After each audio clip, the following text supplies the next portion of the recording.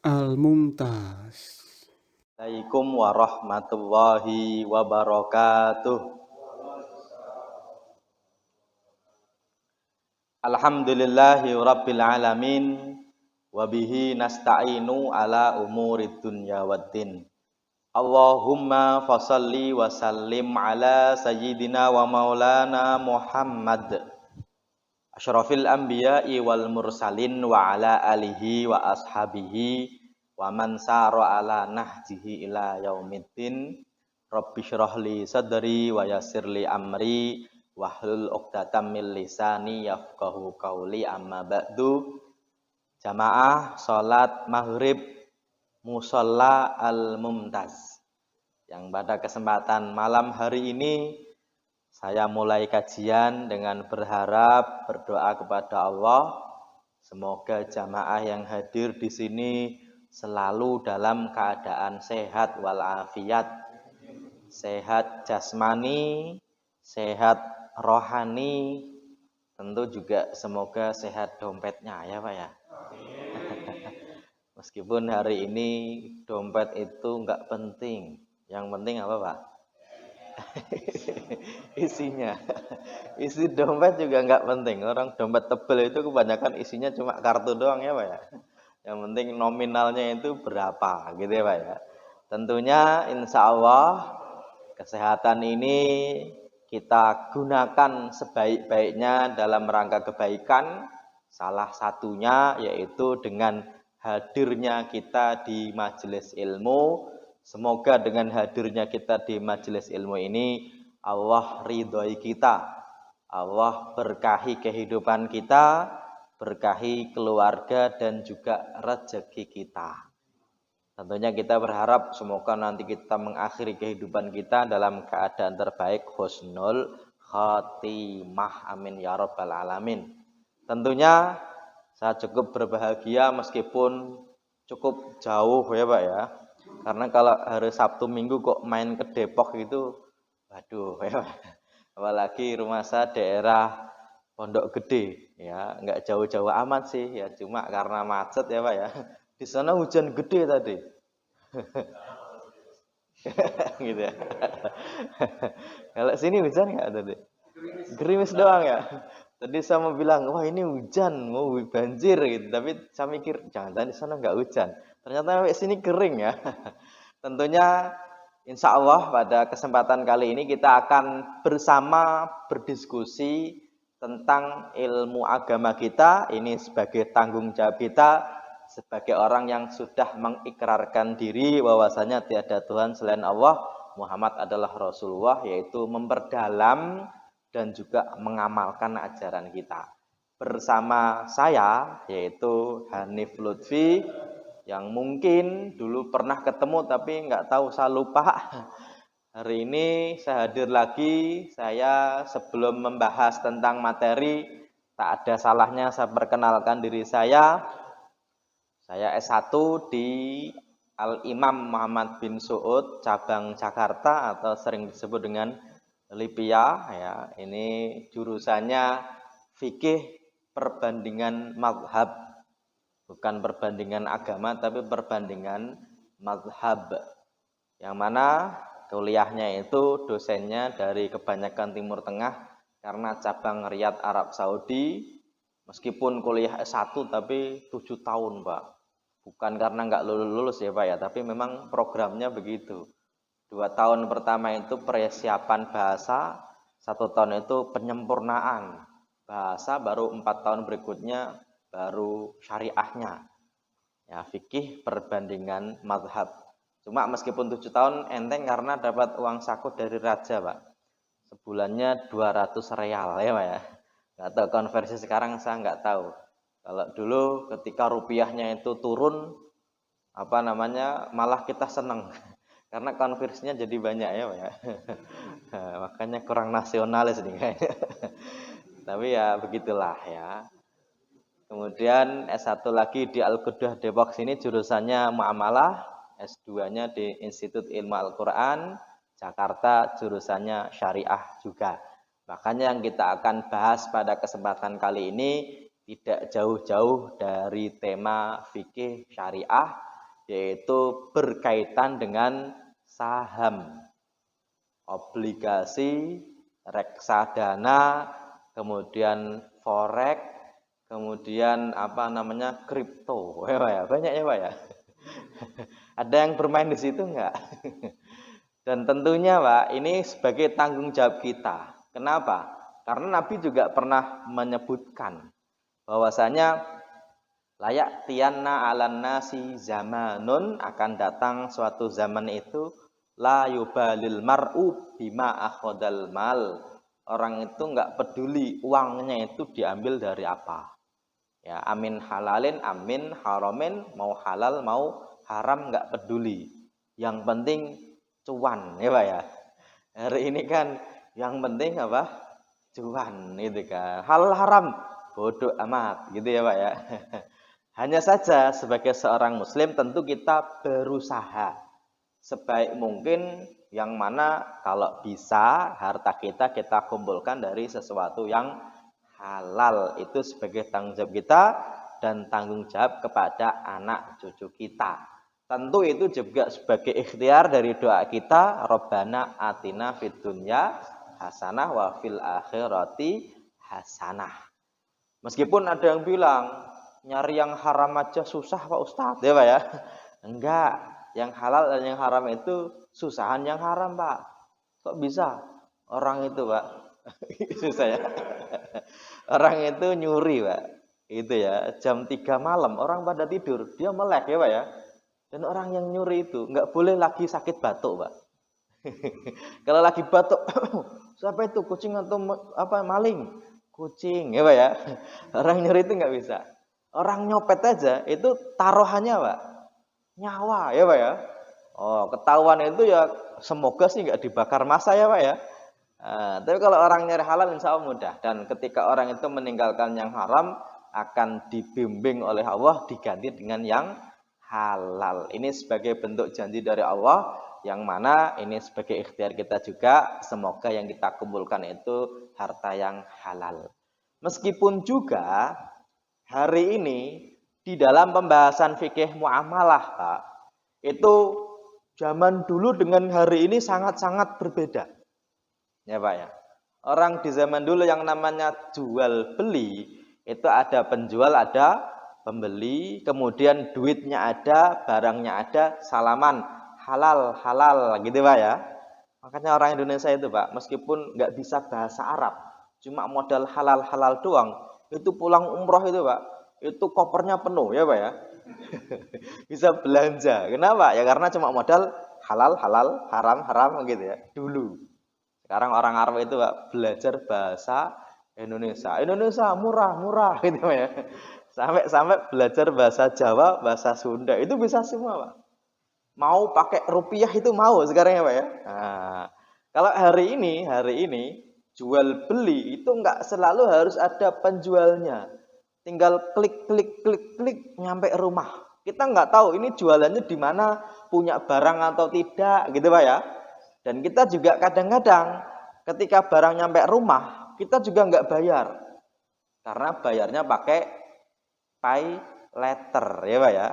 Pay itu bayar, letter itu nanti bahasa halus dari hutang. Orang disebut hutang kan malas ya. Hutang ini, oh enggak, ini kan bayar tapi nanti, bahasa Inggrisnya Pak, pay letter ya kan gitu ya. Ini hari ini Pak. Maka dalam berbicara fikih muamalah hari ini, kadang-kadang ada perbedaan pendapat di antara para ulama terkait halal atau haram suatu produk dari muamalah kontemporer ya. Dan hal ini menjadi sesuatu yang wajar. Kenapa? Karena begini. Dalam penetapan hukum yang sifatnya baru, kita tidak bisa menghukumi berdasarkan nama. Makanya kalau nanti ada pertanyaan, Pak Ustadz bagaimana hukumnya trading forex? Sebenarnya kita tidak bisa langsung jawab boleh atau tidak boleh ya Pak ya. Ketika ditanya bagaimana hukumnya KPR, itu nggak selalu bilang haram atau halal. Kenapa? Karena mencapai hukum halal haram itu melalui proses yang dalam prosesnya kadang-kadang ada perbedaan pandangan, perbedaan cara pandang yang dari cara pandang ini nanti berbeda dalam mensikapi suatu hukum. Oke, contoh. Pak Ustadz, hukumnya jual beli, tapi kalau bayarnya itu pakai poin, pakai e-money, itu dapat bonus. Ya, pakai OVO, pakai GoPay gitu Pak ya. Itu katanya nanti dapat potongan lebih banyak daripada bayar pakai cash. Boleh atau tidak? Ada yang bilang, "Oh, nggak boleh karena riba." Oke. Tapi ada yang bilang, "Oh, boleh karena bukan riba." Ketika ada yang bilang tidak boleh karena riba, bukan berarti yang mengatakan boleh karena tidak riba, bukan berarti dia menghalalkan riba. Ya Pak ya, riba itu ulama sepakat haram. Nggak ada yang bilang riba itu ada yang bilang halal, ada yang bilang haram. Nggak begitu. Yang berbeda adalah ini masuk bab riba atau tidak. Gitu Pak ya. Makanya kita tidak bisa menghukumi di dalam fikih muamalah berdasarkan nama. Kenapa? Karena kadang-kadang nama tidak selalu mewakili yang sebenarnya. Kadang-kadang dalam akad namanya A aslinya B. Kita contohkan. Ya. Habis dari masjid begini atau dari musola begini, Bapak pulang, nggak langsung pulang, ya. Tapi mampir dulu ke warung misalnya, warung kopi. Ya, kan bapak-bapak pinter nyimpen duit. Kalau nggak di peci ya di gulungan sarung ya Pak ya. Nah, mampir dulu ke warung, kemudian bilang ke tukang warungnya, "Pak, minta kopi hitam 1 gelas ya Pak ya." "Oh, pakai gula nggak?" "Dikit aja." Dibuatin kopi hitam 1 gelas sambil ngobrol gitu ya. "Gorengan ada?" "Ada." Dimakan. Habis itu Pak, pulang nggak bayar. Boleh nggak Pak? Nggak boleh. Ya sengaja. Nggak boleh ya. Giliran yang jual itu bilang, "Pak, mohon maaf, tadi belum bayar." Bapak tinggal bilang, "Tadi saya bilangnya ada kopi hitam nggak?" "Ada." "Kan saya minta ya Pak ya." Minta kopi hitam 1 gelas. Pertanyaannya, berarti minta itu beli nggak Pak? Enggak. Kan minta ya Pak ya. Tapi sebenarnya maksudnya minta Pak? Beli. Tapi bahasanya adalah minta. Ini Pak, dalam fikih muamalah yang dihukumi bukan redaksionalnya, tapi maksud dari redaksi. Dan di Indonesia kadang-kadang memperhalus kata dengan mengganti redaksi. Contoh, di Jakarta Selatan itu ada masjid besar Pak ya. Pokoknya ada lah. Dia itu terkenal. Di situ punya parkiran luas, samping mall. Tapi Pak, ketika masuk parkir, itu motor itu pun dapat kupon masuk, tulisannya motor 1 jam pertama infak 2.000. Ya Pak ya. Oke. Motor 2.000, kalau mobil 3.000. Oke. Pertanyaannya, kalau kita keluar kok tidak infak, boleh nggak Pak? Infak itu wajib nggak sih? Ya enggak gitu Pak ya. Kayak masjid musola itu Pak, kadang-kadang bikin tanggalan, bikin kalender. Itu bikin kalender, nanti zamannya suruh bawa pulang, kemudian ditulisin 1 kalender infak 50.000. Ini bayar atau enggak sih? Gitu Pak ya. Nah, ini jadi masalah. Kenapa? Karena kita tidak menghukumi redaksional. Meskipun redaksional itu bisa jadi dihukumi, tapi sebenarnya yang paling penting adalah maksud dari akad itu apa. Sayangnya Pak, ketika akad itu dipermudah, diganti macam-macam, kadang-kadang Pak nanti terjadi masalah di dalam keluarga gara-gara akad yang tidak jelas. Ya, di Indonesia ini Pak, orang itu kalau hutang itu jarang sekali menggunakan redaksi hutang. Bisa jadi diganti pakai dulu, ada uangnya atau tidak, gitu Pak ya. Termasuk dari orang tua ke anak, anak ke orang tua, saudara ke saudara. Oh gitu ya. Saya pernah nih Pak diundang salah satu jamaah sampai jauh, sampai Bogor gara-gara masalah apa? Akad yang tidak jelas. Jadi ceritanya itu ada anak, dia itu habis nikah pengen usaha, butuh modal. Orang tuanya punya beberapa aset, yang mana aset itu sebagai tabungan yang rencananya sih buat anak-anak mereka. Tapi karena belum meninggal, belum dibagi waris, ada yang butuh modal. Satu tanah di Bogor itu, Pak, itu dijual. Tapi bapaknya bilang begini, nak, itu rumah buat modal. Kalau nanti kamu ada duit, balik ya. Gitu, Pak ya. Oke, kalau kamu ada duit, balik. Berarti akadnya hibah atau hutang? Hutang. Tapi tidak disebut hutang, tidak dicatat, tidak disebut kapan baliknya. Tapi kalau ada, ini orang tua itu Pak, niatnya bagus banget. Membantu siapa? Anaknya. Dan anaknya juga merasa, kan saya juga anaknya, toh juga nanti duit kembali kepada saya. Kan gitu Pak ya. Sayangnya Pak, berjalannya waktu, ya anak nggak ada yang merasa mampu, maksudnya dia nggak balik-balik, sampai orang tuanya wafat, dan sudah berjalan beberapa tahun, sampai anak yang lain, yuk bagi waris, yuk, gitu Pak ya. Loh, terus, nah itu dulu rumah itu kan dulu kan punya bapak. Yuk kita bagi waris. Oh ya udah dijual si A buat modal. Si A bilang, oh iya bener dulu saya jual buat modal. Ngaku sih. Cuma masalahnya begini. Setelah ngaku, yang jadi masalah karena memperingan akad ya Pak ya, menyepelekan akad. Yang lain bilang, ya udah rumahnya kembali dong. Oh nggak bisa. Dulu saya itu jual rumah, dapat uang lah, uangnya yang saya pegang, yang saya pakai. Dulu Pak dijual 50 juta. Ya Pak ya. Ternyata sekarang NJP-nya itu sekitar 250 juta.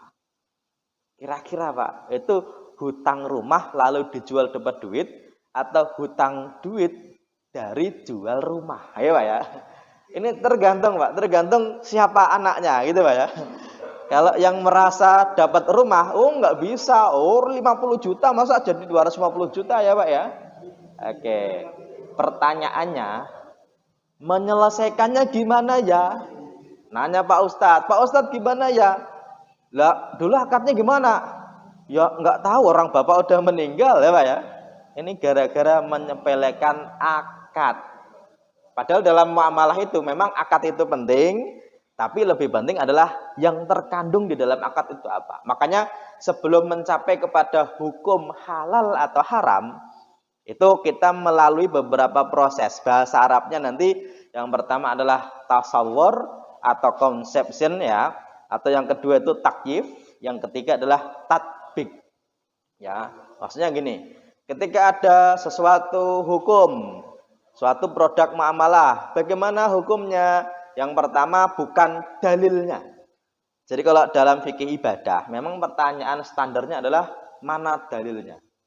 Standar yang kedua, dalilnya sahih atau tidak. Ya Pak ya, itu standar. Contoh ketika ada yang bilang, sunnah kok sholat isyraq, sholat syuruk, misalnya begitu. Pertanyaan sebenarnya ada dalilnya enggak? Kan begitu Pak ya. Dalilnya sahih atau tidak, standarnya begitu. Tapi kalau dalam fikih muamalah, bukan bertanya mana dalilnya dulu. Karena nggak mungkin kita bilang mana dalilnya tentang hukum gopay, nggak bisa. Kenapa? Ya karena bisa jadi ulama dulu itu nggak paham. Kalau misalnya ini ada time traveler ya Pak ya, ternyata Imam Nawawi, misalnya Imam Syafi'i datang hari ini ke Indonesia ngelihat ini apa ya? Bisa jadi begitu Pak ya. Makanya setiap zaman itu ada ulamanya karena akan memperbaharui, bukan menciptakan sesuatu yang baru, tapi memahami sesuatu yang baru. Oke. Yang pertama adalah tasawur, yaitu tahapan memahami dengan utuh dan jelas dari persoalan yang tengah dikaji. Maksudnya gini, ketika ditanya hukum trading forex itu bagaimana, maka sebelum menjawab itu, emang trading itu apa, forex itu apa, gitu Pak ya. Oke. Setelah tahu apa definisinya, maka masuk kepada pembahasan yang kedua, yaitu takyif. Tahapan ini disebut sebagai menyusun persoalan yang tengah dikaji di bawah teori fikih yang sesuai dengannya dengan dalil-dalil yang ada. Maksudnya gini, oh trading itu artinya jual beli. Oh jual beli dalilnya ini, gitu Pak ya. Nanti kaidahnya ini. Oke. Terus forex apa? Mata uang. Mata uang itu dalam agama apa nih? Oh zaman dulu pakai dinar dirham. Kalau hari ini pakai uang kertas. Oh sekarang bisa ganti dengan uang digital misalnya. Baru oh dalilnya ini. Baru yang terakhir, oh kalau begini berarti boleh, kalau begini berarti tidak boleh. Ini tahapannya ada 3. Jadi mempertanyakan dalil itu bukan yang pertama. Justru yang pertama adalah memahami konsepnya. Makanya ada yang bilang, Pak Ustadz ditanya, Pak Ustadz bagaimana hukumnya bermain di dunia maya? Apaan? Main sama maya, ya Pak ya? Enggak boleh itu. Enggak, dia enggak perempuan. Apa? Main sama laki-laki? Tambah enggak boleh. Artinya kita itu Pak, bertanya kepada seseorang kadang-kadang belum paham kok menjawab itu masalah. Ya Pak ya, dalam fikih muamalah itu harus diperhatikan dan tidak bisa loncat. Makanya nanti kalau ditanya hukum KPR bagaimana, itu hukumnya Pak, tidak lantas boleh atau tidak boleh. Ya Pak ya, KPR itu apa, terus akadnya apa, oh kalau ini boleh, oh kalau ini tidak boleh, terus kalau tidak bolehnya dihilangkan bagaimana, oh jadi boleh, begini. Ya Pak ya, makanya tahapannya biasanya dalam fikih muamalah ini sedikit beda dengan fikih ibadah, termasuk kaidah umumnya. Kalau kaidah umum dalam fikih ibadah, biasanya ibadah itu sifatnya tauqifi. Bukan haram, tapi tauqifi. Tauqifi itu apa? Tauqifi itu ibadah yang murni disyariatkan dengan dalil. Ya Pak ya. Kita tidak bisa ngarang satu ibadah yang sifatnya mahdhah kecuali dengan apa? Dalil.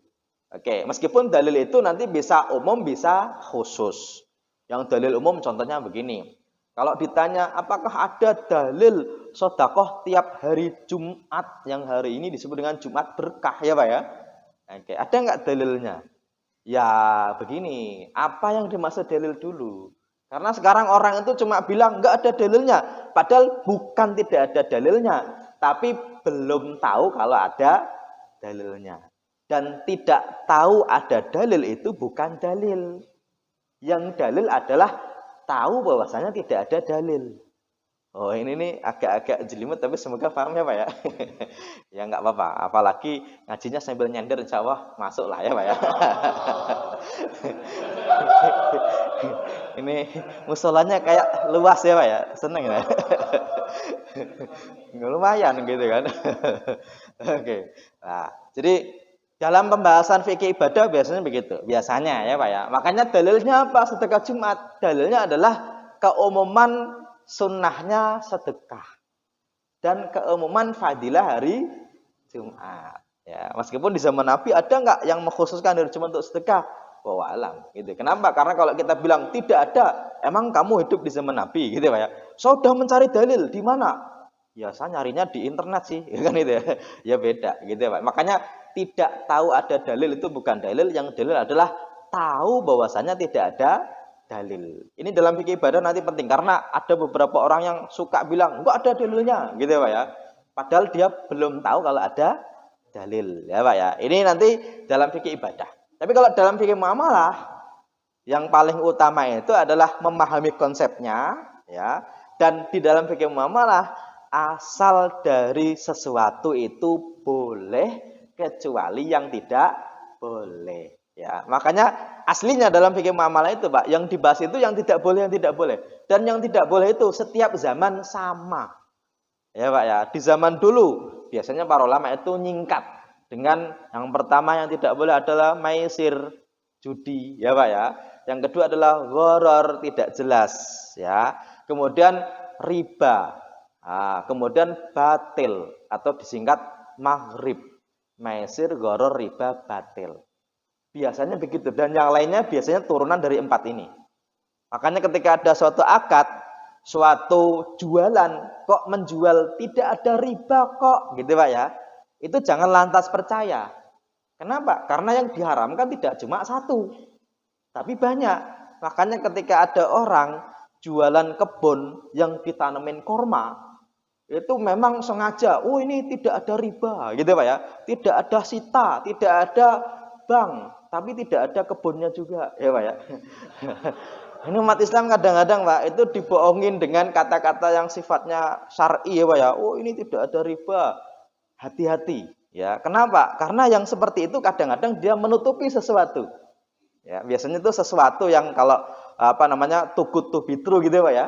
Kok terlalu mudah gitu ya. Mau kaya, ikuti saya. Kamu kaya enggak? Nah itu dia, saya juga mau kaya. Ya sama aja kan gitu ya. Hari ini kan suka ada orang begitu, dan biasanya orang itu kalau kaya itu jarang ngajak-ngajak orang ya Pak ya. Jadi ada orang kaya kok mau ngajak orang, sangat salut Pak, dan dia itu senang banget ngajak orang. Nah, hati-hati bukan berarti kita itu curiga, enggak. Tapi hati-hati, kenapa? Ya karena enggak logis lah gitu ya. Duit itu Pak, logikanya adalah logika duit. Mau pakai agama apapun itu ya logikanya logika apa? Duit ya Pak ya. Makanya Nabi itu tidak suka masjid itu dekat dengan pasar. Masjid, ya pasar gitu ya. Abdurrahman bin Auf ketika hijrah ke Madinah, beliau ya yang penting saya tunjukin mana pasar gitu. Tapi kalau mau ibadah ya di masjid. Dan Nabi Pak sangat melarang orang itu jual beli di dalam masjid. Kenapa? Ya jual belinya jangan di dalam masjid. Kalau ada orang jual beli dalam masjid, itu doakan semoga tidak laku. Ya Pak ya. Bahasa Arabnya idza ra'aita man yabta wa yashtari fil masjid fatulahu, kalian fakullahu ucapkanlah la arbahallahu tijarotaka. Bahasa Indonesianya semoga jualannya apa? Tidak laku. Bapak kalau ada orang jualan di masjid ya Pak ya. Bapak datang kemudian bilang, "Pak, jualannya." "Iya nih." "Ya udah, semoga tidak laku ya Pak ya." Dan ini sunnah loh Pak ya. Yang kadang-kadang yang jualan itu sendiri ustadznya ya Pak ya. Ya meskipun soft selling ya Pak ya.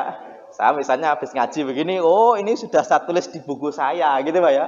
Bukunya sih ya murah lah 50.000 gitu Pak ya. Terus Bapak datang, "Pak Ustadz ini 50.000. Itu jualan loh Pak loh." Ya Pak ya. Apalagi hari ini juga jualan gampang. Kita itu di masjid nunggu sholat, klik transfer. Jualan nggak Pak? Jualan ya Pak ya. Mau sholat aja kita bilang teman kita, "Mas, masih jualan pulsa?" "Masih, isiin dulu 50.000 ya." "Oh gampang, nomor lama kan?" "Iya." Gitu ya. Diisiin habis sholat gitu kan. "Nih 52 itu Pak ya." Jualan nggak Pak? Jualan. Tetapi ya kalau masalah agama itu ya di masjid. Tapi kalau membahas tentang ilmu, mau ilmu jualan, mau ilmu politik, mau ilmu apapun di masjid nggak masalah. Yang dibahas adalah ilmunya. Tapi kalau jualannya ya tidak di dalam masjid, gitu ya Pak ya. Ini di dalam apa menetapkan hukum hal yang baru, dan sampai kapanpun akan selalu ada yang baru di dalam muamalah. Ya, dulu mata uangnya adalah dinar dirham, ya ganti menjadi kertas yang menandakan kepemilikan emas. Aslinya begitu Pak ya. Dulu kan orang bisa mengeluarkan kertas kan kalau ada backup-nya dari emas. Terus backup-nya bukan dari emas, dari dolar gitu kan. Nah, sekarang uang itu nggak bisa disentuh Pak. Kalau dulu bapak-bapak itu kerja, itu dapat gajian, itu uangnya namanya uang terima kasih Pak. Habis diterima di kantor dikasih ke istri ya Pak ya. Nah, uang terima kasih. Oh enggak diterima ya? Hari ini Pak. Nah, ini curhat ya Pak ya. Kalau sekarang itu gajian nggak diterima dan nggak dikasihkan. Kenapa? Orang ATM yang megang istri ya Pak ya. Kata ibu-ibu, saya sih nggak megang ATM Pak Ustadz gitu ya. Cuma megang M-Banking doang gitu Pak ya. Ini hari ini. Dan mungkin Pak, nanti suatu ketika uang juga bukan berupa kertas ya Pak ya. Sangat mungkin berubah menjadi digital. Makanya hari ini ada blockchain lah gitu Pak ya. Kalau dulu ada World Wide WWW gitu kan. Oh kurang aman jadi blockchain lah gitu kan hari ini. Sangat mungkin kita sampai ke situ. Karena permasalahan kripto itu cuma masalahnya adalah belum di backup oleh negara gitu aja. Jadi nanti dalam pembahasan itu hanya belum di backup oleh negara dan belum dibolehkan oleh negara gitu aja. Kalau sampai negara bilang oke, yang aslinya kertas saja bisa jadi ya Pak ya. Apalagi hari ini yang dianggap mata uang tanpa sekat di antar negara. Ya, kalau mata uang kertas sangat mungkin dia melalui yang namanya bank sentral gitu ya. Dan kita nggak bisa nyetak kecuali dari bank sentral. Dan bank sentral itu berdiri sendiri, tidak langsung di bawah pemerintah. Kan gitu Pak ya hari ini. Makanya di dalam fikih muamalah itu akan selalu berkembang, dan kita jangan jadi orang yang kagetan. Artinya apa? Kalau bilang ada yang satu bilang haram, ya nggak masalah. Kenapa? Bisa jadi ulama lain bilang tidak haram gitu ya. Yang penting bukan yang bilang, yang penting adalah ulama gitu ya. Tapi bukan berarti kita mencari yang boleh-boleh saja. Tetapi ketika ada suatu akad baru yang ternyata jadi perdebatan, kita tidak menyalahkan yang mengatakan halal atau haram, tidak menganggap yang mengatakan haram itu digit-digit haram, digit-digit haram gitu Pak ya. Yang mengatakan halal juga tidak dikatakan dia itu menghalalkan sesuatu yang diharamkan agama. Gitu ya. Kalau riba haram, sepakat, nggak ada yang bilang riba tidak haram. Cuma masalahnya ini riba atau tidak ya. Kalau begini apakah masuk bab riba atau tidak ya, gitu Pak ya. Contoh yang hari ini sangat mungkin apa? Kartu kredit tapi auto debit. Ya, ini jadi perdebatan. Kenapa? Karena ribanya mana? Kan ada yang kalau dibayar pas sebelum tanggal jatuh tempo, itu ya sebagaimana utang berapa dibayar berapa, gitu Pak ya. Apalagi auto debit. Terus ribanya mana? Ribanya adalah tidak ada tapi perjanjian terhadap akad riba. Kenapa? Karena dalam klausul perjanjiannya, kalau kamu telat nanti didenda. Tapi kan kalau telat, kan saya nggak telat gitu Pak ya. Nah ini jadi perdebatan. Ya, dalam bab ini. Makanya saya sebelum membahas tentang detail dari apa yang kita bahas, saya pengen membahas secara umum dulu, brainstorming dulu tentang fikih muamalah itu dinamis, sangat mungkin berbeda, di satu masa juga mungkin berbeda, di tempat lain juga sangat mungkin berbeda, maka tidak ada salahnya kita membahas dari banyak sisi sebagai bentuk penambahan wawasan. Masalah nanti kita pilih yang mana itu nanti kita bisa kondisikan. Karena ada yang milih, ya Ustadz, saya pilih yang hati-hati aja, monggo silahkan. Kan gitu Pak ya. Kenapa? Karena dalam bab bank konvensional saja ulama Saudi dengan ulama Mesir itu berbeda 180 derajat. Ya, di Saudi itu nggak boleh, di Mesir boleh. Ya, ini yang membolehkan bukan masyarakatnya, tapi ulamanya, ya Pak ya. Nah, nanti kita akan bahas. Tapi kita akan lanjutkan dulu bab tentang saham dulu, yang mana sebenarnya Pak kata saham itu sendiri ya sebenarnya sudah ada di dalam syariah dan juga aslinya itu malah dari bahasa Arab. Oke, ini bahasa Arabnya itu as-sahmu. Ya, as-sahmu itu dari bahasa Arab. Kalau bahasa Inggrisnya apa? Saham itu? Stok ya. Stok. Orang kita nyebutnya dengan saham. Ya. Dan saham itu Pak dari bahasa Arab yang artinya sebenarnya ya ini mirip-mirip dengan KBBI. Ya, di KBBI itu sudah ada saham artinya andil atau sero, atau sumbangan atau surat bukti kepemilikan atau hak yang dimiliki orang. Nah, ini namanya saham. Yang mana sebenarnya saham itu Pak aslinya itu kalau bicara fikih klasiknya itu bicara mengenai kepemilikan harta yang ditinggalkan oleh pewaris yang dimiliki oleh ahli waris. Makanya kepemilikan ahli waris terhadap harta pewaris itu namanya adalah saham. Ya, dan ini nanti menarik-menariknya apa? Orang hari ini ketika bagi waris seolah-olah harus dibagi bendanya. Kadang-kadang ada yang berpikiran harus dijual. Padahal bagi waris yang penting dibagi kepemilikan. Ya Pak ya, barangnya bisa jadi tetap sama, dikelola bareng-bareng, bisa jadi begitu. Tapi nanti dalam bab berapa yang diterima dari penjualan misalnya, atau berapa yang diterima dari keuntungan penjualan, itu dibagi berdasarkan kepemilikan apa? Saham. Ya Pak ya, oke. Makanya dalam bab ilmu waris, bagian seseorang itu namanya sahmun, yang perempuan, laki-laki itu dapat bagian khusus. Kalau suami istrinya meninggal gak punya anak dapat bagian setengah. Ya, kalau suami istrinya meninggal istrinya punya anak dapat bagian 1/4. Bagian itu bahasa Arabnya adalah apa? Sahmun, yaitu hak kepemilikan atas benda yang tidak selalu harus diketahui yang dimiliki yang bagian mana.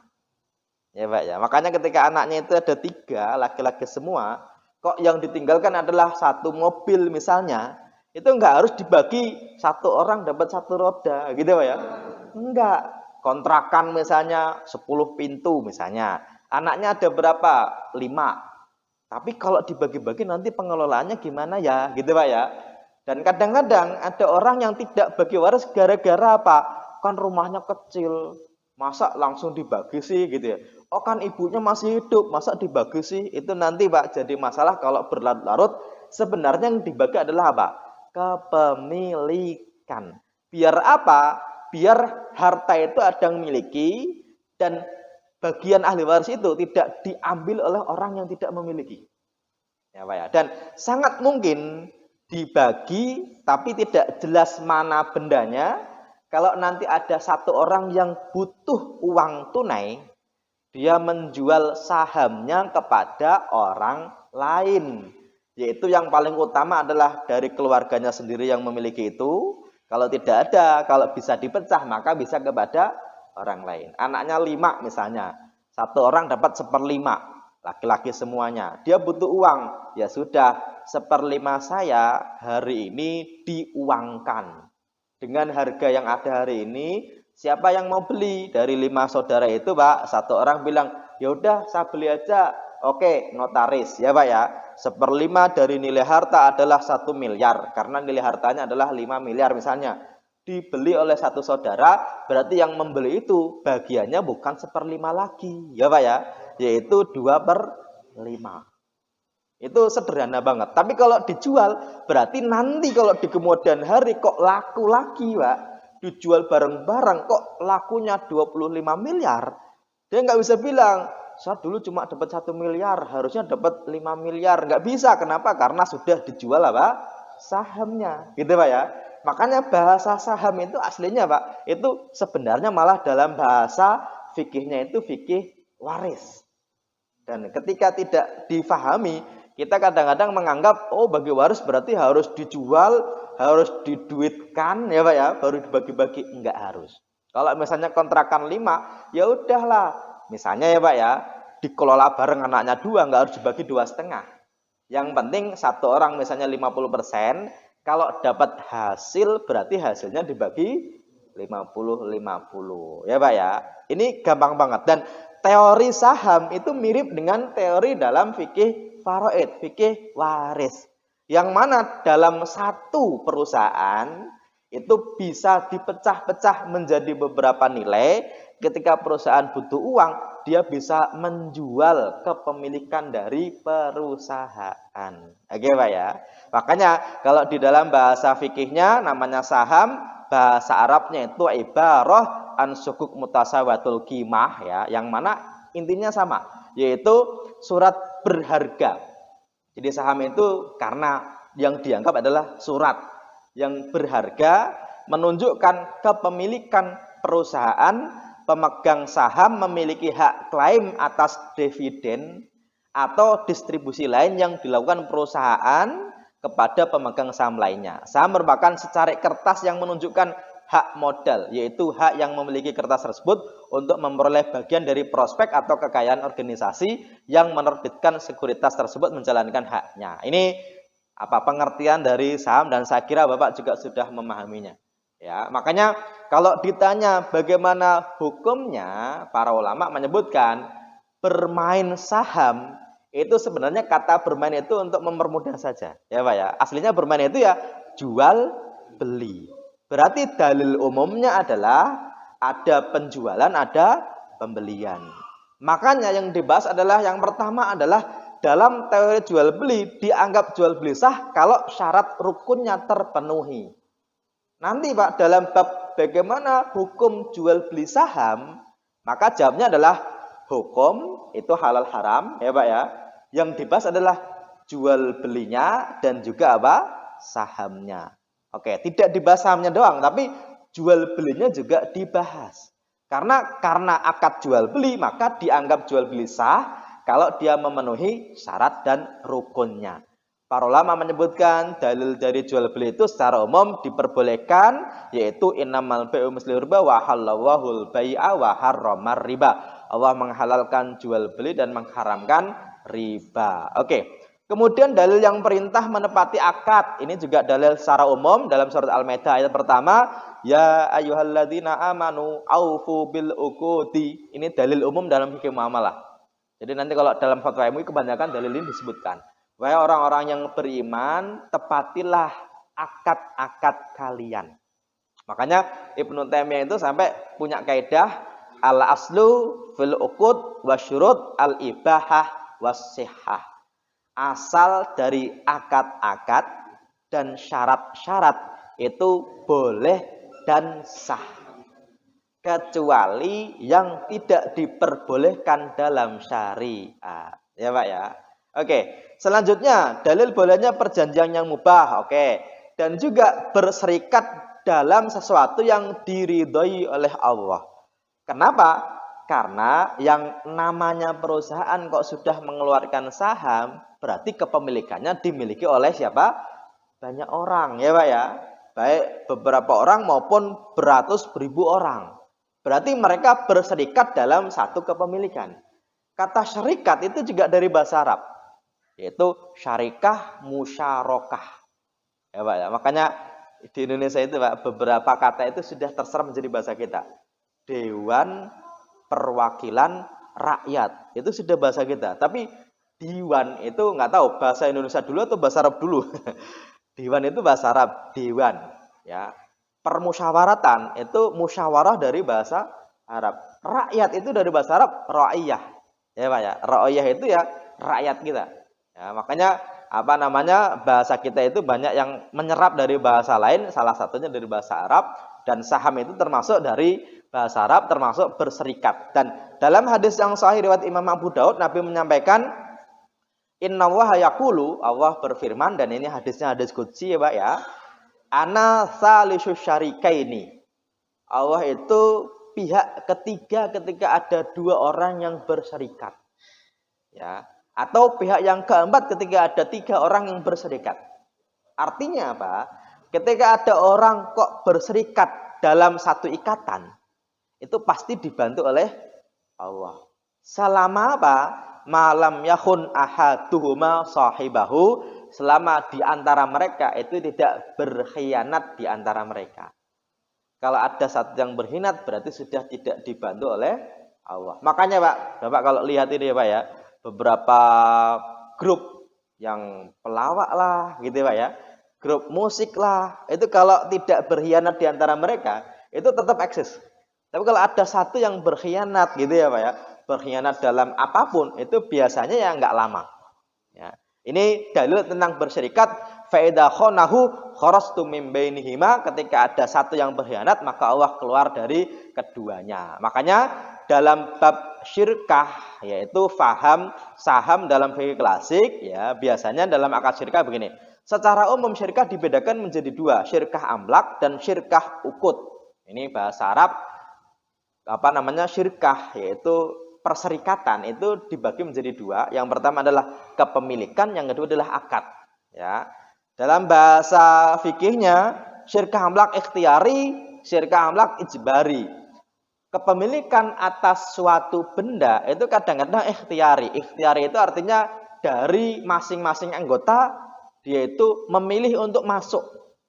Namanya berserikat, tapi di antara mereka itu atas keinginan mereka sendiri. Ya. Ada juga yang dalam bahasa fikihnya namanya syirkah amlak ijbari. Ijbari itu artinya dipaksa untuk berserikat. Contohnya ya bagi waris. Ya Pak ya. Makanya sebenarnya Pak, harta yang dimiliki oleh ahli waris itu namanya harta serikat. Karena mereka berserikat dari kepemilikan suatu harta. Dan tidak harus Pak, tidak harus saya miliki ini, saya miliki itu. Kenapa? Karena bisa jadi anaknya ada 5, ya Pak ya, rumahnya ada 5, tapi harganya beda-beda. Makanya dalam pembagian itu tidak selalu dibagi benda, tapi dibagi hak milik. Ya, makanya nanti Pak dalam pembagian waris, itu nanti yang dibagi itu berdasarkan kepada nilai saat terjadinya pembagian. Ya, artinya Pak, kalau saat pembagian kok satu anak dapat bagian khusus, satu anak dapat bagian khusus, di suatu waktu kok harganya beda Pak. Maka perbedaan harga ini tidak menjadi masalah karena dianggap sama ketika kapan dibagi. Ya Pak ya. Oke, contoh ada satu anak saya pengen di sini aja deh, oke, saya pengen di sini deh. Ketika dibagi nilainya sama, misalnya ya Pak ya, dengan persentase saham yang sama, dengan persentase saham yang seharusnya, ternyata di kemudian hari tanah di A itu naik cukup signifikan karena mau dibangun sesuatu ya Pak ya. Maka ketika sudah dijual, yang satu tidak bisa bilang, saya minta dong. Kenapa? Karena waktu dibagi itu sudah pas, sudah sesuai dengan bagiannya. Gitu Pak ya. Oke, ini syirkah tapi amlak yang sifatnya ijbari atau dipaksa untuk berserikat. Kemudian hukum saham bagaimana? Menurut para ulama, investasi saham secara umum hukumnya halal karena dipandang sebagai suatu model turunan dari musyarakah. Musyarakah ini merupakan suatu bentuk kerjasama mengumpulkan modal antar dua orang atau lebih untuk menjalankan suatu bisnis. Secara umum, jual beli kepemilikan dari suatu perusahaan itu diperbolehkan. Makanya bermain saham boleh atau tidak? Secara umum boleh. Tinggal nanti Pak, kepemilikan atas saham apa ini yang jadi masalah. Ya Pak ya. Contoh, kalau sahamnya saham perusahaan yang umum bagaimana Pak Ustadz? Yang dia itu jual beli properti, ya Pak ya. Oh, tak masalah. Oke. Kalau misalnya sahamnya adalah saham jual beli bir, oke, ini jadi masalah. Kalau suatu perusahaan kok jelas yang dijual adalah sesuatu yang haram, maka sahamnya juga tidak boleh diperjualbelikan. Ya Pak ya.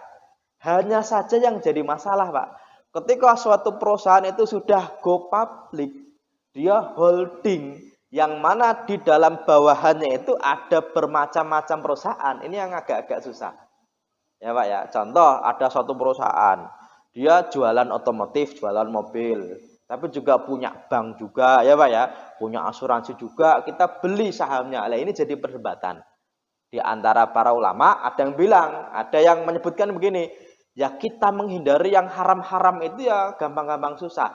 Kalau jadi satu ini haram semua, oke ya Pak ya.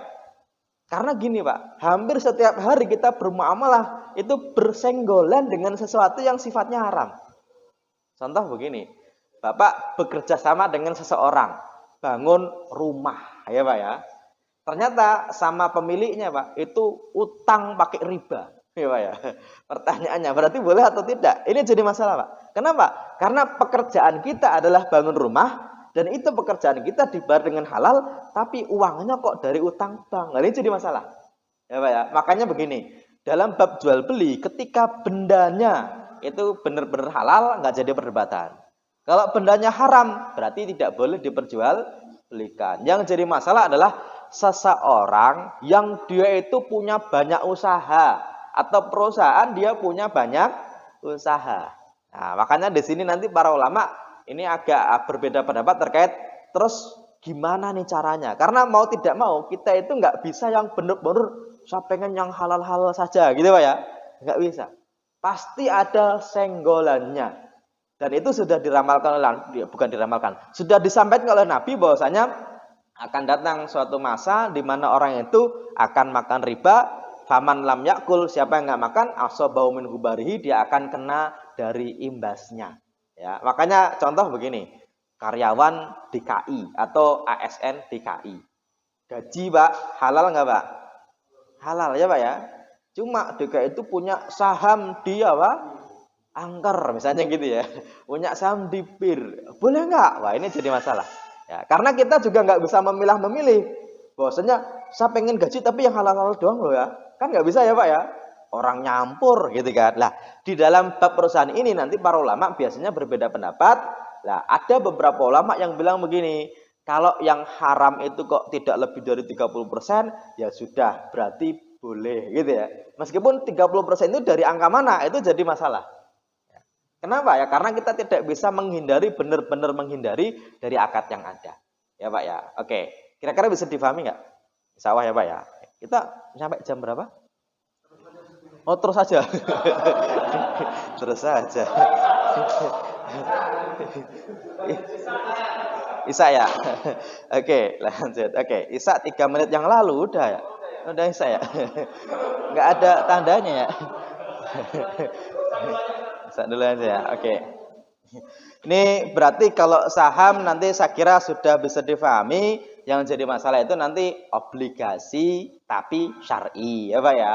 Ada enggak ya? Ini nanti jadi perdebatan. Termasuk apa itu obligasi, bedanya apa dengan saham? Karena biasanya Pak, yang jual saham itu jual apa? Obligasi. Bedanya kalau obligasi itu dari hutang, kalau saham itu dari kepemilikan dari perusahaan. Tapi kok ada obligasi syariah? Terus bedanya apa?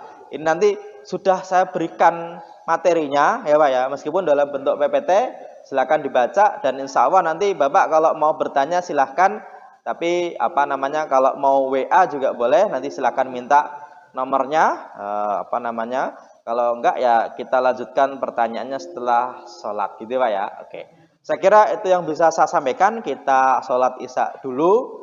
Ini kalau ada pertanyaan secara pribadi silahkan, kalau enggak ya berarti kita selesaikan. Kurang lebihnya saya mohon maaf. Saya akhiri dengan doa kafaratul majlis. Subhanakallahumma wa bihamdika asyhadu an la ilaha illa anta astaghfiruka wa atubu ilaik. Assalamualaikum warahmatullahi wabarakatuh.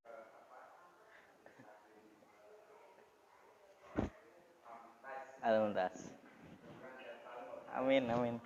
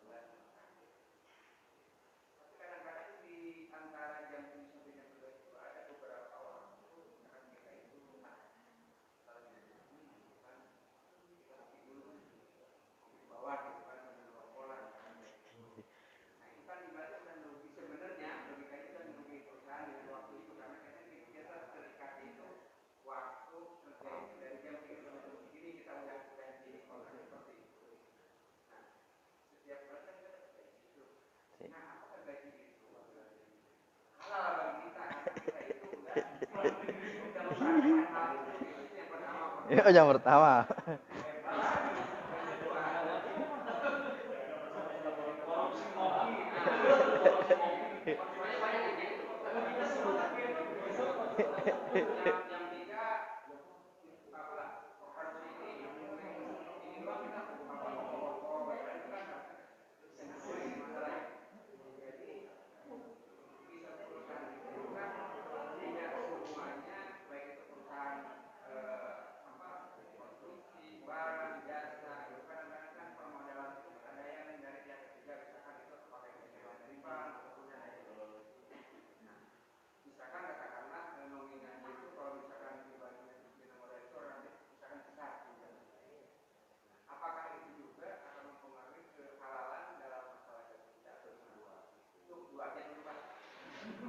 Ya.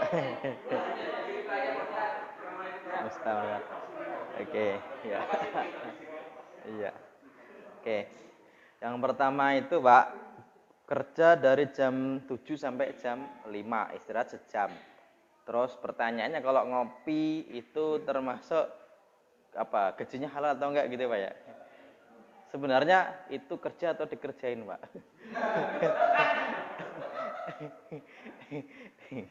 Belum wisuda dari karyawannya ya Pak ya, belum ya. Cuma begini Pak, memang di kontraknya begitu. Dan al-muslimuna inda syurutihim, seorang muslim itu harus sesuai dengan syaratnya. Ya, maksudnya itu dulu syaratnya bagaimana gitu ya. Termasuk dalam surat apa namanya tadi disampaikan aufu bil uqud, kalian ikutilah apa namanya akad-akad kalian yang telah diperjanjikan. Hanya saja Ini nanti ada juga kaidah apa namanya al-adatu muhakamatun. Al-adatu muhakamatun itu maksudnya gini. Kalau perusahaan itu ya dengan catatan sama sekali tidak memperbolehkan orang itu berhenti sejenak dari pekerjaannya, yang nanti sama perusahaan itu dihukum misalnya ya kalau ketahuan gitu ya, berarti hal itu dilarang. Tapi kalau ternyata bosnya misalnya atau yang klausul perjanjiannya kan sama perusahaannya misalnya, kok yang demikian itu dianggap nggak masalah gitu ya. Toh juga orang kerja juga nggak selalu bekerja gitu ya. Perlu break juga gitu ya. Nah, ketika sesuatu itu dianggap tidak bermasalah oleh dua pihak yang berakad tadi, ya, itu sah-sah saja. Maksudnya bukan berarti lantas pekerjaannya jadi apa namanya nggak boleh gitu ya. Tergantung sebenarnya apa namanya ngopinya kemana. Kalau ngopinya itu kok sampai ke luar kota gitu ya Pak ya. Nah itu bermasalah pastinya ya. Karena nggak seketat-ketat amat, nggak segitu-gitu amat di dalam bab akad itu ya Pak ya. Maksudnya ya manusiawi lah namanya orang itu bekerja istirahat sebentar, asalkan bukan ketika dilihat baru bekerja, bukan begitu. Karena ada juga Pak, ini kita bangun rumah ya Pak ya, nggak ada mandornya. Ketika kita datang, oh rajin. Ketika kita nggak datang, itu sehari itu baru pasang bata 3 lapis doang gitu ya. Ya itu berarti kan zolim secara kebiasaan. Dan kebiasaan itu Pak, memang kita tidak boleh membiasakan yang salah ya Pak ya. Tetapi kebiasaan juga ketika yang punya itu kira-kira tidak mempermasalahkan, hal itu sah-sah saja. Oke. Nah, itu manusiawi lah, enggak yang benar-benar ketat harus begitu gitu ya. Enggak. Itu yang pertama. Yang kedua, kalau modal perusahaan dari pinjam bank misalnya gitu ya. Boleh atau tidak begini. Kita berdebat dulu tentang pinjam bank itu boleh atau tidak. Karena yang dipermasalahkan bukan pinjamnya, tapi mengembalikan lebihnya. Ya Pak ya. Dan yang tidak diperbolehkan oleh sebagian ulama itu bukan uang dari hasil pinjaman. Tapi ketika mengembalikan harus lebih. Contoh begini, Bapak butuh modal dari saya. Saya punya apa namanya duit. Modalnya berapa Pak? Ini 100 juta Pak Ustadz. Oke. Tapi gini ya, 100 juta kembali berapa setahun? Sebulannya 10 juta loh ya. Gitu Pak ya. Berarti kan kalau diakumulasi jadinya 120 juta. Berarti ada 20 juta yang lebih. Ketika Bapak menerima uang dari saya 100 juta, 100 jutanya itu boleh Pak. Kenapa? Yang nggak boleh itu ketika saya mensyaratkan lebih dan ketika saya terima lebihnya, 100 jutanya saya itu juga tetap menjadi hak saya. Bukan berarti lantas ketika saya bilang nanti kembalinya 120 juta loh, itu ketika Bapak terima uangnya terus, wah Pak Ustadz nggak boleh, haram, riba, saya nggak mau bayar. Ya nggak boleh juga ya Pak ya. Makanya, karena hari ini ada Pak, yang masyarakat anti riba misalnya ya, dia sudah ngambil motor, kredit, karena nggak mau riba, dia nggak nyicil Pak. Iya. Ya, mentang-mentang oh riba ini, wah nggak boleh. Saya nggak mau ngasih riba terus nggak bayar. Ya enggak, berarti dia zalim, gitu Pak ya. Lah, uang yang 100 juta yang saya berikan kepada Bapak sebagai hutang itu halal Pak. Ya Pak ya. Terus kalau buat model gimana? Ya boleh. Terus kalau Bapak punya karyawan digaji dari itu boleh nggak? Ya boleh. Tetapi ketika Bapak sepakat dengan saya, ya itu berdosanya bukan dari 100 juta, tapi dari uang yang disyaratkan lebih dari 100 juta. Itu yang disebut dengan apa? Riba. Gitu ya. Makanya logika bahwasanya, oh kalau punya modal dari bank berarti nggak berkah. Oke, kita bicara berkah itu di spektrum yang lain. Ya, masalah lain, bukan masalah halal haram. Gitu ya. Tapi masalah hutang itu, hutang 100 juta kembali 120 juta, itu yang haram bukan 100 jutanya. 100 jutanya halal Pak haram? Ya kan uang ya Pak ya. Yang disebut riba kan bukan 100 jutanya. Kan gitu ya. Tapi syarat pengembalian lebih dari nilai yang diperjanjikan. Kalau nggak disyaratkan itu jadi halal Pak, bahkan sunnah. Kalau nggak disyaratkan. Makanya ketika perusahaan kok hutang gitu ya Pak ya, dari bank hutang 1 miliar, bukan 100 miliar, ya hutangnya itu ya uang halal gitu Pak ya. Kenapa? Ya mana ribanya? Ribanya itu kalau mengembalikan dilebihkan disyaratkan lah. Beberapa ulama menganggap itu riba. Bisa difahami nggak Pak?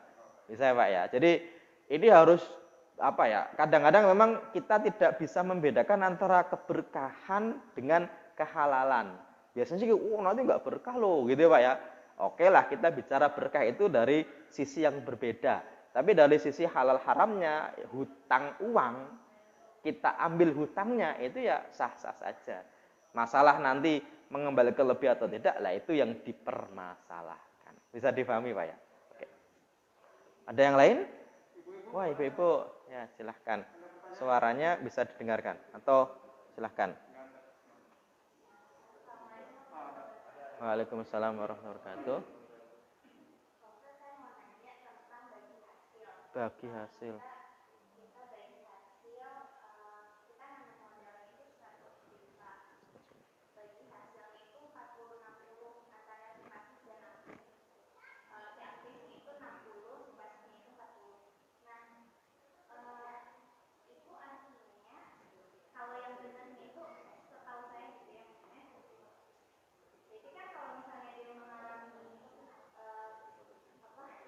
Kerugian.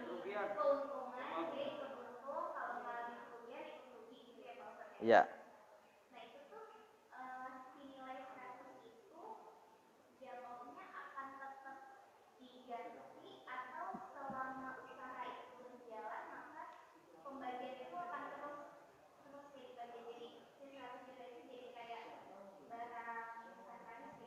Ya. Siap, oke. Ya, ini betul. Ini pokoknya ya, ini yang jadi masalah. Karena logika kita itu antara bagi hasil dan hutang itu mirip-mirip. Karena disebut bagi hasil kan yang dibagi adalah hasilnya. Tapi pokoknya berarti wajib dikembalikan dong kan gitu ya. Sebenarnya begini, bagi hasil itu dalam bahasa Arabnya namanya mudharabah ya, bagi hasil. Hanya saja di Indonesia kadang-kadang begini, mau untung nggak mau rugi gitu. Aslinya bener 40-60, yang pasif misalnya 40, yang aktif misalnya 60. Aslinya modal itu ya dijalankan bersama. Artinya ketika modal dijalankan bersama berarti tidak ada kewajiban mengembalikan. Itu. Tapi kalau ternyata sang pemodal itu menarik modalnya, itu ya sah-sah saja kan. Bukan kewajiban mengembalikan uang itu, tapi pemodal menarik modalnya. Itu sah-sah saja. Kalau ternyata sudah jadi barang, ya berarti ya udah itu barangmu gitu ya. Aslinya begitu aslinya. Tapi tadi lagi-lagi logika mudharabah itu selalu mirip dengan hutang piutang. Seolah-olah ya saya mau belanja 100 juta berarti kembali 100 juta kan gitu ya. Padahal sebenarnya yang namanya modal itu nanti musyarakah atau mudharabah itu macam-macam. Ada yang sama-sama taruh modal, sama-sama bekerja. Ada yang satu bekerja, satu modal ya. Nah, yang satu modal, yang satu bekerja itu ya berarti pemodal itu memberikan modal untuk dikerjakan. Dia tidak kembali uangnya, tapi kalau nanti narik modalnya ya silahkan gitu ya. Aslinya begitu, aslinya. Jadi kalau modalnya misalnya, oh ini warung nih sudah dibuat bayar ruko gitu ya, ya udah itu punya kamu juga gitu. Sebenarnya dua orang itu bukan berarti lantas saya cuma modal uang nanti kembali uang loh ya. Aslinya nggak begitu. Aslinya loh ya. Hanya saja tadi banyak orang yang tidak mau ruginya tapi mau untungnya. Hanya saja sebagai pemodal juga jangan lepas tangan. Ya, tapi benar-benar mengawasi juga. Kenapa? Begini. Nabi Muhammad itu gelarnya Al-Amin, orang yang percaya, ya. Meskipun beliau bergelar Al-Amin sebelum menjadi nabi, ada pemodal besar seorang janda kaya raya yaitu Khadijah, itu memberi modal kepada Nabi Muhammad untuk berdagang. Meskipun Nabi bergelar Al-Amin, tetap